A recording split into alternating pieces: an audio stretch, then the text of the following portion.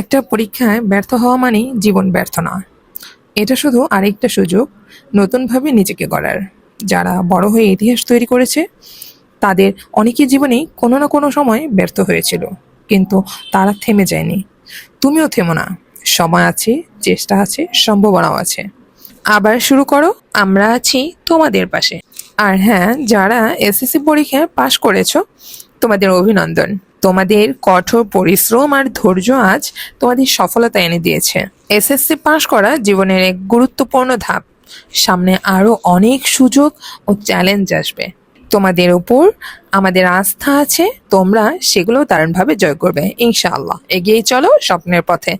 আর এই তো দেখো, আমার প্রথম ডেলিভারি আজকে। আর আল্লাহ তাআলা যদি চায় আমার আজকে 100K ফলোয়ার্স পূর্ণ হয়ে যাবে।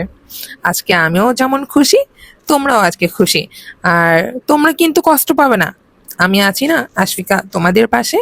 আরেকটা বিষয়, এই যে তোমরা লং টাইম একটা সময় পাচ্ছ, এই সময়টা কিন্তু কাজে লাগাতে হবে। তোমাদের ফার্স্ট চয়েস তোমরা রাখতে পারো এই লং টাইম সময়ে তোমাদের কোরআনটা সহিহ করা। আর এতে আমি আছি তোমাদের পাশে। তোমরা তোমাদের রিয়েল আইডি দিয়ে আমাকে নক দাও, আমি তোমাদের হোয়াটসঅ্যাপ গ্রুপে অ্যাড করে দেবো ইনশাআল্লাহ। আর হ্যাঁ, এটা কিন্তু শুধু মেয়েদের জন্য।